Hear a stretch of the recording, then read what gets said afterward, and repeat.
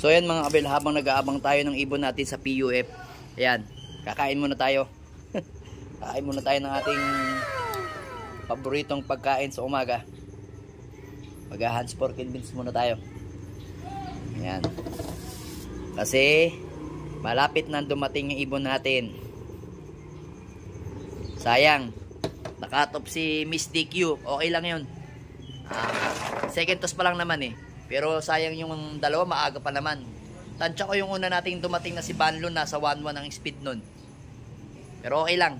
Sa susunod, ilalaban natin siya ng pooling. Pero ngayon, kain muna tayo. Tara, kain tayo mga kabiel.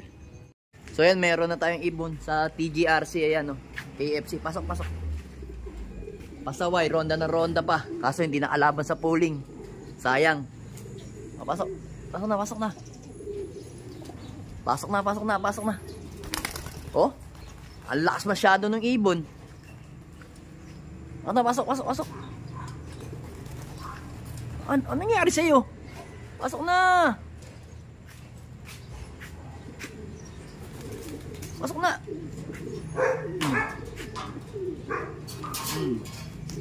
Miss DQ, asan ka na?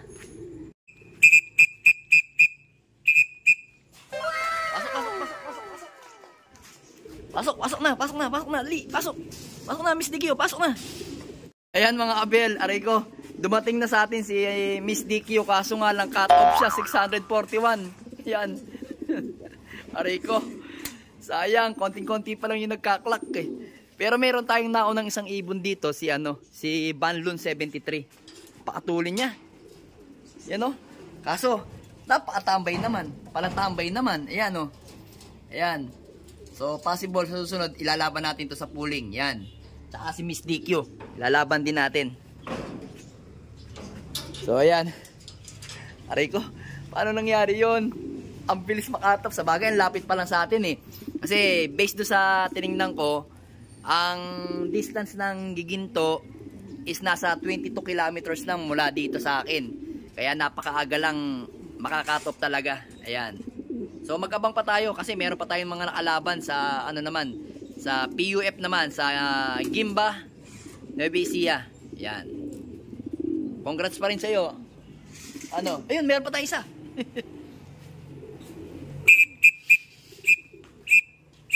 Si naman? Peter B. Si Peter B. Diyan talaga tambayan ni Peter B. Ayan bilis niyang bumaba. Yan lang. Gusto ko sa kanya. Bilis niyang bumaba. Kaya gusto ko si Peter B. Pasok na, pasok. Pasok na, pasok, pasok, pasok na. Peter B, pasok. Pasok na. Nice one. Nice one. Pasok na. So, ano na lang? Ilan na lang ba? Ay, meron pa isa. Ayun, yung brown. Meron pa nalipad, brown. Teka lang. Abangan natin mga kabiel, no? Nasa taas eh. Pero pa, yung brown. Nakita ko na. Nag-iikot. Abangan natin. So, ayan mga kabel. Mag-aabang naman tayo sa PUF ngayon. So, niready ko nga itong pasukan nila ngayon. Ayan. Ayan o. Tinaas ko yung dalawang tag dito. Bakal na ganyan. Kasi pagka pumapasok sila, naiilang sila kasi gumaganong-ganong pa to eh. So, binuksan ko yung dalawa. Para pagka inilabas nila yung ulo nila dito, papasok agad yan. So, ito pa nga lang yung ibon natin ngayon sa ating new loop. Dalawang isang young bird ng KFC at saka isang old bird na UFC. So, ito, same na dugyot ito, kaso ito, may pasok to na Peter B. Ito naman, may pasok na Banlon. Pero same sila na dugyot. Kasi ang nanay nito, anak yung nanay nito. Yan. Kaya sila, kumpare silang magtito sila. Yan. Tara, abang pa tayo. Baka malusutan tayo ni Peter B na nakalaban sa PUF. So ayan mga kabel, nauna nating dumating si kapatid ni pamangkin ni Peter B. Pasok, pasok, pasok, pasok. Ayun Asa na si Peter B? Iniwanan mo. Ayan, yung galing sa Gimba, Nueva Ecija, mga kabel. Ang aga. Napaaga ng ibon. Ayan kaso, ang dami niyang ronda. Nakalimang ronda bago bumaba. 8-11 yung ibon. Sayang, hindi nakalaban. Pero kanina nakita ko na yung brown dito eh. May brown na tayo kanina. Kanina ko pa nakikita yung brown na yun. Paikot-ikot dito. Hindi ko lang alam kung akin yun. So abang pa tayo mga abel. Pasok Peter B, pasok. Pasok na, pasok. Yun na, si Peter B. Clock muna natin mga abel. Ito si itim natin. Pasok. Pasok na. Pasok na, yun. Pasok sa banga. So yun mga abel. Medyo nagka-problema tayo sa klaing ngayon mga abel. Ay, sorry, tigal. So ano nangyari mga abel? No internet. Ang nangyari sa akin, na mapa-data o wifi ayaw pumasok. Kaya ginawa ko, binura ko muna lahat sa ako, pumasok uli. Nag-text ka? Oo, pumasok na uli. Pumasok naman. Nakailan rin 3 beses ayaw. Oops, internet connection. Kahit naka-data tayo, ayaw pumasok. Pero okay pa rin.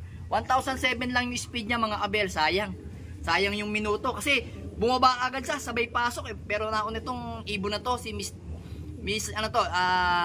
si Dugyot to. Pamangkin niya yan. Ito yung tito niya. So yun.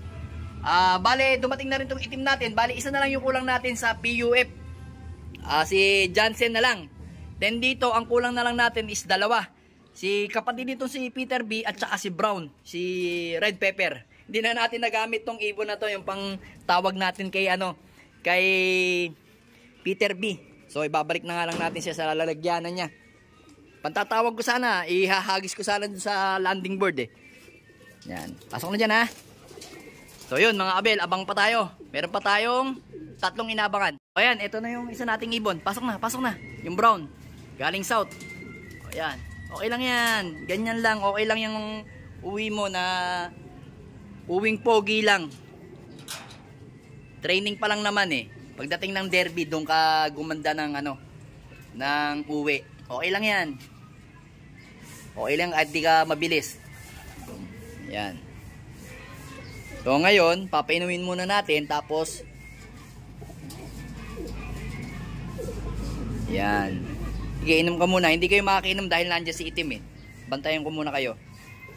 Ayan, sabi ko sa inyo, aawayin nyo mga yan. Aawayin nyo mga bagong dating ni itim. Kasi si itim ang may territory dyan. Bababa na natin yung ating Ito, papapasokin na yan. Yun, andyan na. Andyan na rin si Miss si pangalan nito. Dito kayo. Si Jansen Casper, nandito na rin. So ito, kunin natin to. Ilagay natin to dito. Ikaw, dito ka. Ang ilap talaga nito. Diyan ka muna, hayaan muna natin si itim kasi hindi kayo makakain. Nakaabang na si Jansen. Ang aga na umuwi ng mga ibon natin, Pasok na. Sige na, pasok na dun.